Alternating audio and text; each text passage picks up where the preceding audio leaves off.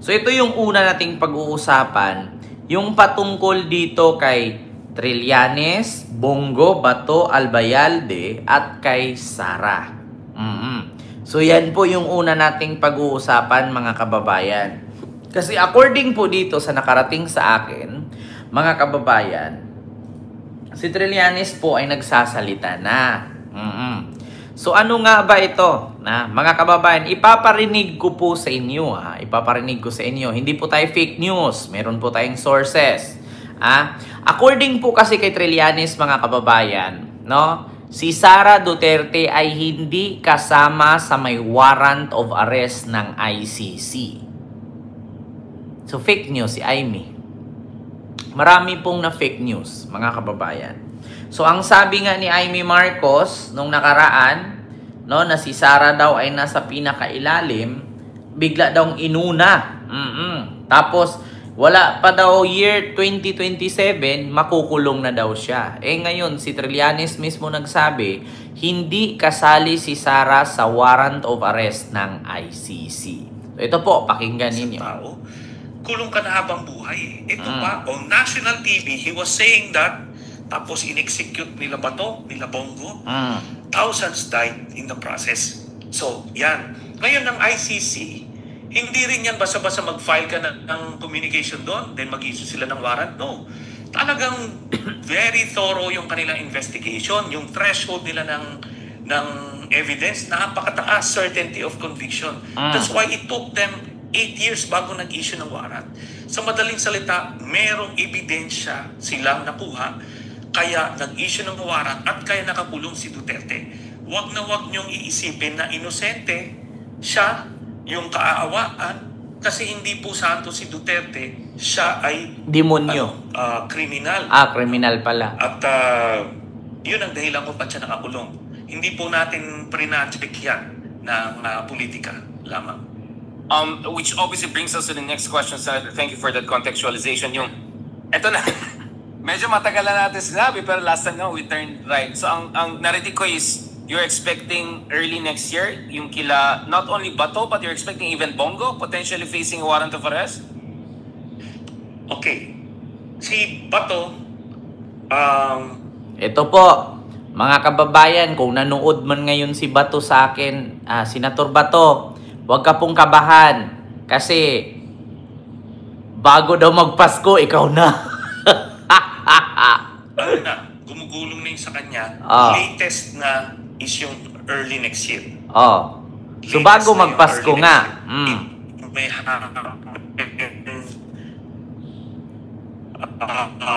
Putol-putol si Senator Trillanes. Sige, ako na lang magtuloy ha. Mamaya ituloy natin yan.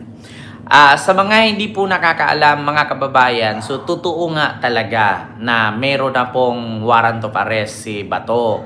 So tama nga yung sinabi ni Ombudsman Boying Rimulya na may lumapit sa kanya, may nakausap na siyang informant, no, from siguro from ICC or Interpol, nakikiusap kay Boying na actually hindi naman po siguro ang Interpol makiusap or galing ICC or personal na ng taga ICC kung walang warrant. Kasi ganito yan mga kababayan, ulitin ko po sa inyo ha. Si Bato po, pulis po yan, no? Hindi po natin makaligtaan at hindi natin maiwasan na manlaban po yan kapag pulis po, kasi may baril po yan, may personal baril, at higit sa lahat ang anak niya ay pulis rin. Baka nga tutulong din ang anak. Mahirap po kasi arestuhin yan mga kababayan. At higit sa lahat, nandyan ang anak niya pulis, siya pulis, may mga kaibigang pulis din yan. Baka kapag natiktikan yan, kapag nalaman or may alarm, di ba? Nagka-alarm na, ito, ganito, ganyan, baka biglang magtawag ng backup. Kaya mga kababayan, bago po yun siguro, nadulas lang kasi si Ombudsman Boying. Alam ko mga kababayan, bago kasi bitawan yung mga ganyang balita dapat, no?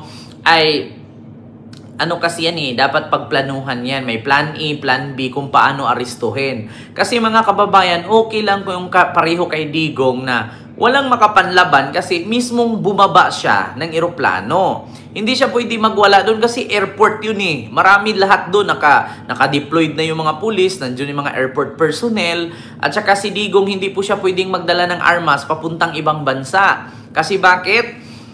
Bawal po kasi sa Hong Kong magbitbit ka ng firearms. At lalong-lalo na sa airport, papaiwan talaga. Maliban na lang kung may sarili kang airplane, no? Yung katulad sa eroplano ni Kibuloy, kung yung ginamit niya yung private plane.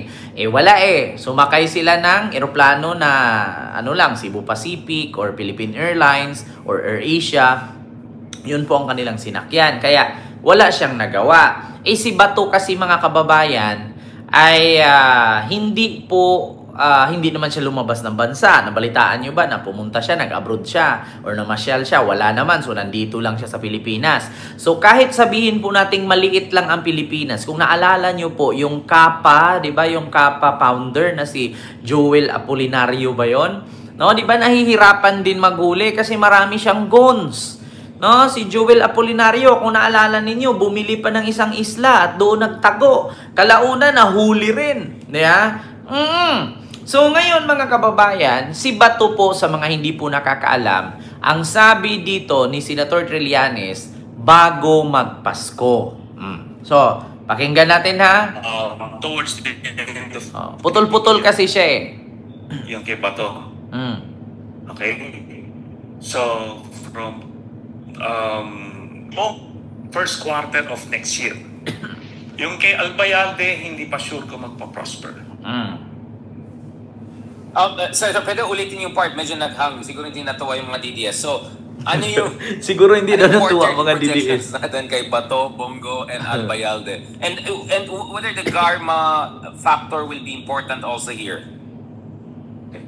So, si Bato, is just a waiting game sa kanya. Actually, mga kababayan, yung sinabi ni si Claire, minsan kasi nadudulas Ako nga, muntikan na nga ako madulas nung nakaraan. Buti na lang, sabi ko sana, di ba? Nag-advise pa nga ako. Alam mo, Senator Bongo, kung gusto mong iligtas yung pamilya mo, iligtas yung sarili mo at gusto mong makasama pa yung apo mo, kasi mahirap talaga pumunta ng dahig pabalik-balik. Kung nakita nyo naman, okay lang siguro kung pareho kila Sara Duterte na nasa posisyon sila, nasa gobyerno, may mga pera yan, may mga sahod yan, may mga kickback pa yan sa mga illegal. So, makakapunta ka talaga ng dahig. Ang problema kay Bato kasi, ang wino-worry ni Bato, actually si Bato talaga, mga kababayan, is para sa akin, isa lang din siya sa biktima ni Digong. Kung hindi lang talaga siya dumikit kay Digong, hindi siya magkakaganyan, hindi siya gaganyan. Hindi siya masali. Dumikit kasi siya kay Digong. Actually, si Bato, kung napansin ninyo, unang pumasok sa politiko yan, wala pang alam yan. Hindi pa nga halos marunong magtagalog Diba? Bisdak pa nga pag nagsalita. Napipilitan lang kasi binigyan ni Digong ng power, ginawa siyang senador. Para kung dating ang panahon ng pagkagipit-gipit ang pamilya ni Digong, ginagawa siyang puppet. Ginagawa silang pang-shield ni Digong sa Senado. Si Bongo, tignan mo, alalay lang, tagabit-bit ng tuwalyang amoy bagang na bulok na pinupunas-punas ni Digong na amoy blackheads yung pawis. Naging senador. Hindi ka ba nagtaka? Na-overwhelm kasi sila, mga kababayan. Biruin mo, si Bato, gumagapang-gapang ka sa kabundukan, di ba? Gumagapang-gapang ka sa training, tapos magugulat ka, hindi mo akalain na balang araw magiging senador ka pala. Di ba? At si Bongo, tingnan mo, tagabitbit ka lang ng ice tubig ni Digong, tagabitbit ng diaper na those days. Tapos naging senador. Alam nyo, sa totoo lang, naawa ako kay Bongo. Kasi pagdating mo sa korupsyon, wala ka nakikitang korupsyon kay Bongo kay Bongo, kay Bato. Wala kang makikitang kay Bato talaga. Actually, si Bato, na-overwhelm lang. Yeah?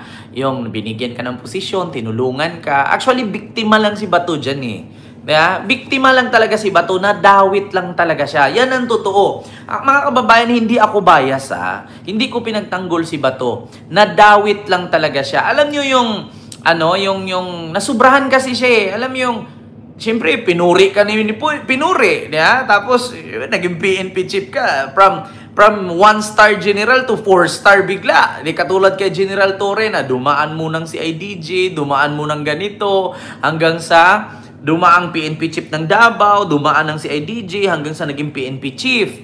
'Di ba? Kaya sa totoo lang mga kababayan, si Bato po kasi ay tawag dito kay Bato, nadamay lang talaga siya, 'di ba? Sabi ni Inspirational Bonsai Tree. Ayan, good luck sa 16, 17, 18 mga bayagang vloggers. See you all pagkatapos. Ano daw? Good luck daw sa 16, 17, and 18 mga bayarang vloggers. Wow, may ano kayo ha? 16, 17, 18 na. Ano ba 'yon? Yung may tawag ba yan? Rally ba yan? Gagawin ninyo? Ay, nako. Diyos mio, Marimar. Yung pag-rally-rally ninyo, hindi tatalab yan. Oo. Alam nyo, ang makakapagpababa lang kay PBBM dyan sa rally, mag-riot kayo. Tansya ko dito, baka towards the end of the year, or early next year, mga February, mga ganon. So, kumaga, ano na yan, waiting game na yan. Yung kay Bongo, first quarter next year. It won't come any sooner than that. Yung kay Albay, hala, nako, mga kababayan, narinig din nyo ha? Yung kay Bongo, o yung kay Bato, baka bago magpasko or tapos New Year, no? Yan ang sinabi ni Trillanes. Early next year, siguro mga January, February, or bago mag-Christmas. At ito naman daw kay Bongo ay first quarter, no? First quarter of 2026 next year. So, ano ba yung first quarter, mga kababayan? So, January, February, March, mga April, no? First quarter So, mga April nga. So, kasali pa pala si Albayalde. Oh, ito pa. hindi pa sure kung magpo-progress yun o hindi. And Aguirre? What about Aguirre? Wala si Aguirre. Wala si Aguirre. Hindi ko kasi nakasulat siya doon sa mga documents ng ICC. It doesn't mean na na isasama siya kasi maraming na list down doon 30 plus personalities yun. Senior officials of government, diba? 30 plus senior officials ng PNP. Personally, gusto natin masama yan, pati si Sara. Pero nga, ang ICC, mataas yung kanilang threshold sa evidence bago nila simulan yung proseso ng pag-i-issue ng warrant. So, hindi kasama si Aguirre, hindi kasama si Sara Duterte, unfortunately. Okay. So April is, April considered as second quarter. So, January, February, mga March nga. So, baka mga March 11 na naman itong kay Bongo. Kasi, si Digong hinuli March 11 din di ba? March 11 hinuli. Actually nga, dapat March 10 yun March 9. Dapat hulihin si Digong. Kaso lang lumipad nga ng Hong Kong. Kaya, nag-March 11, sabi ni General Torre. So, tamang-tama naman, kung si Bongo arestuhin mga March, first quarter of next year, 2026. So, pareho sila ng anniversary ni Digong doon kung sakaling maabutan pa niya si Digong na buhay. Di ba? Kasi kung sakaling abutan pa niya si Digong na buhay next year. Kasi pakiramdam ko si Digong parang hindi na yata tatagal Oo, may nakarating sa akin na chismis, mga kababayan, ang chismis hindi totoo May nakarating sa aking chismis na si Digong daw ay minsan sa isang linggo 3 beses na lang kumakain. Yun ang nakarating sa akin minsan sa 3 linggo, 3 beses na lang daw kumakain. Hindi nga, actually mga kababayan, hindi nga daw pwedeng ipaalam. Hindi pwedeng ipaalam sa, maskin mga pamilya, hindi pwedeng magkuda-kuda na sa dahig. Pero may nakarating sa akin na minsan sa isang linggo, 3 beses, 4 na beses na lang daw kumakain. So, hindi natin sure baka si Digong hindi naabutan January. Pero timing na kung sakali man si Bongo ay arestuhin ay first quarter of 2026 or next year. So kung pareho man sila ng araw, kung pareho man sila ng buwan, pareho sila anniversary doon. Kung umabutan pa ng 1 year si Digong. Si Bongo kasi, o si Bato kasi, either mga January, February. Oh, January, February, or di kaya bago magpasko. Nako po, mga kababayan. Alam naman po natin, mga kababayan, na si Bongo o si Bato, wala namang ibang takbuhan. Di ba? Si Bato, walang ibang tatakbuhan yan. Oo, kaliit lang na. Diyos ko, kahit pa magbuo siya ng isla dyan, o magkubkub siya ng lupa. Si General Torre na bahala dyan. Oo, magkubkub ka ng lupa. Yun na naman tayo sa heartbeat detector niyan. Alam nyo, napakagaling. Alam nyo yung ginamit ni General Torre nung inaresto si Kibuloy?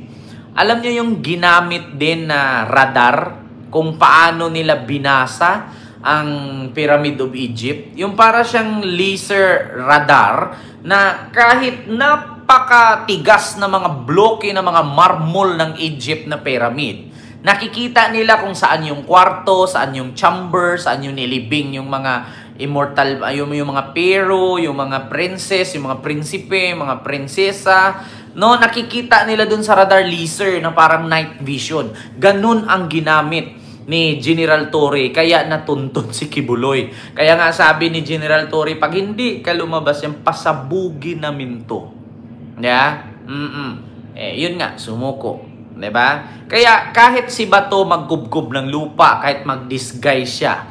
Diba? Oo. Kahit mag-disguise si Bato na gayahin niya yung kapatid ni Aldong Paruhinog. Kilala nyo si Aldong Paruhinog, yung pinatay ni Duterte na drug lord sa Osamis, na kaya nila pinatay yun para masulo ni Iyotman yung mafia ng Mindanao. Alam nyo actually, mga kababayan, si Aldong Paruhinog is one of the great drug lord in Mindanao. Isa po yan sa mga dragon, no? Pero mga kababayan, I will tell you frankly, kunting trivia lang, no? Since I was born and raised in Mindanao, meron lang po akong isang ituro sa inyo or ikwento sa inyo na meron po talagang mafia ang Mindanao. Meron po yang triad, no? Triad po yan. Kaya kung naalala ninyo mga kababayan, si Iyotman, gusto ni Senator Trillanes tignan yung tattoo sa likod, ayaw niyang ipapakita. Ayaw niyang ipakita yung tattoo sa likod kasi may triad yan. So ngayon mga kababayan, dyan kasi sa Mindanao, napakarami po talaga mga drug lords dyan. Si Paruhinog, Baluarte, by Baluarte kasi yan eh. Kung mayroong Baluarte sa kay Chabit, may Baluarte ang Mindanao. Merong Occidental, Misamis Occidental, Misamis Oriental, merong Osamis, di ba? Merong Oroqueta, merong Cagayan de Oro. Ganyan yan dyan eh. Oroqueta, Osamis, may Sapang Dalaga, merong Mapang, may Zamboanga del Norte, may Dipolog, may Dapitan, may Zamboanga City. Ganyan yan dyan. May Osamis, may Iligan, may Cagayan de Oro. Triad kasi yan. Ako na nagsabi sa inyo mga kababayan. Kasi nga, sa totoo lang, mga kababayan, marami po kasi akong mga pinsan, mga tsuhin, mga Chinese, mga Lim. May mga apelyido pa nga, Yap, may mga Tan, merong mga Uy, merong mga Medina, may mga Yebes, may mga basta marami akong kakilala. Ng mga protector at mga dragon. Dragon ang tawag sa amin sa mga ganyan. Actually, mga kababayan, si Paruhinog talaga, well-known yan. Well-known yan. Kaya pag pumunta ka ng Osamis, huwag kang gumala sa Katagalugan. Sa Katagalugan, dyan ang pinakamarami. Kung meron man, Tondo, may Katagalugan sa Osamis. Kung meron mang Tondo, yung sinasabi niyong Tondo, kinakatakutan, hindi, wag kayo yung tinatawag yung tawag sa Tondo, yung Rawis ba yan? Rawis? Sa Rawis, sa Tondo, meron ding Rawis or Tinago. Lawis at Tinago. Meron ding ganyan sa Osamis. Dragon ang tawag sa mga ganyan. Kung makikita mo yung mga bahay niyan, ang mga bakod, lagpas bubong, lagpas second floor, lagpas tao, pag tumingin ka, langit lang nakikita mo. Mga dragon ang tawag namin dyan. May mga triad yan. Alam nyo yun si Paruhinog, kaya gusto nilang masulo. Gusto nilang masulo ang mafia or Mindanao Mafia. Kaya nila tinugis yun. Kasi bakit? Ang triad kasi, mga kababayan sa Pulburon, para kasi ang mga parang kung sa Mindanao meron kasing Christian, Muslim at Subanin. May Lumad, may Muslim, may Christian. So ganyan-ganyan kasi yung triad na yan. Merong triad, kayong kay Paruhinog kasi may triad niyan Taiwanese. Taiwanese, tapos meron ding Vietnamese, yung kay Paruhinog. Yung ito namang kila Yutman, Chinese yan, mga Chinese. Iba-ibang kasi tribes, yung triad na yan.